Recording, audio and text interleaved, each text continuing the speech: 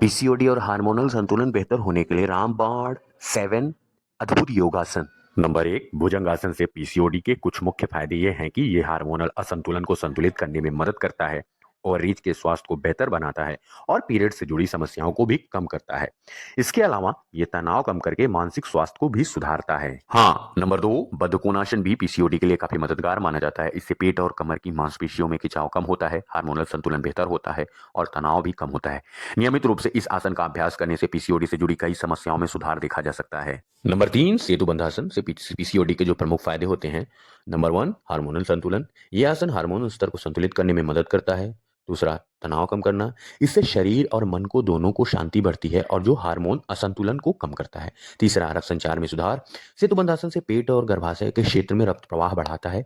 चौथा, मांसपेशियों की मजबूती। ये आसन कमर और पेट की मांसपेशियों को मजबूत करता है। नंबर 4, बालासन करने से पीसीओडी में जो फायदे होते हैं। बालासन से मानसिक शांति मिलती है जिससे तनाव कम होता है और हार्मोनल असंतुलन भी सुधरता है।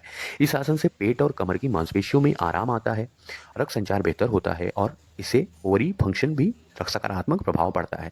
इन सबसे पीसीओडी के लक्षणों में काफी सुधार देखने को मिलता है।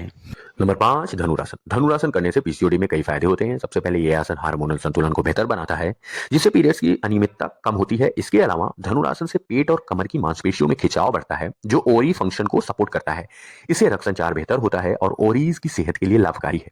साथ ही यह आसन तनाव को कम करके मानसिक स्वास्थ्य को बेहतर बनाता है जो कुल मिलाकर पीसीओडी के लक्षणों को काफी हद तक कम करने में मदद करता है। नंबर 6, विपरीत कणियासन से भी पीसीओडी के लिए काफी फायदेमंद हो सकते हैं। इससे हार्मोनल संतुलन बेहतर होता है, तनाव कम होता है और संचार में भी सुधार आता है। साथ ही इससे शरीर का डिटॉक्सिफिकेशन भी बेहतर होता है जिससे ओवरी फंक्शन पर सकारात्मक असर पड़ता है। इस तरह से विपरीत कणियासन में भी पीसीओडी के लक्षणों को कम करने में मददगार साबित हो सकते हैं। नंबर 7, सुप्त बद्धकोणासन से भी पीसीओडी में कई लाभ मिलते हैं। इससे सबसे पहले तनाव कम होता है जो हार्मोनल संतुलन को बेहतर बनाता है। इसके अलावा ये आसन पेट और कमर की मांसपेशियों को आराम देता है और रक्त संचार को भी बढ़ाता है।